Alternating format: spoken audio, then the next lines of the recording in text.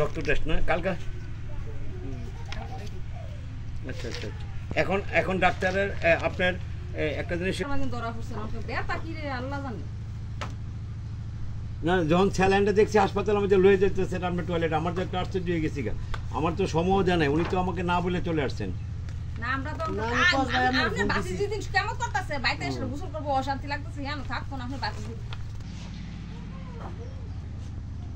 কারণ মানব আপনার আমার সংবাদকর্মীর বাইরের মেয়ের চিকিৎসার জন্য আমরা সবাই যাতে আমরা এটা আমার পরিবারের ফান্ড থেকে দিয়েছি। আমরা কসবাটিভির পরিবার, আমার বড় মেয়ে, ছোটো মেয়ে, তৃতীয় মেয়ে, আমার 2 ছেলে, আমাদের একটা ফান্ড আছে। এই ফান্ড থেকে না ঠিক আছে ঠিক আছে, চিকিৎসার যাতে মেয়েটার কোনো ত্রুটি না হয়। আপনার মেয়ে মানে আমার মেয়ে।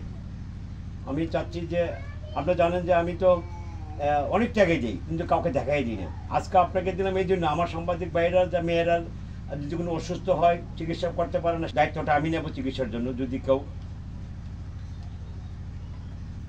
কত পেলেন? আমার বাবির হাতে 5,000 দিলাম, মেয়েটার যাতে কোনো চিকিৎসার ত্রুটি না হয়।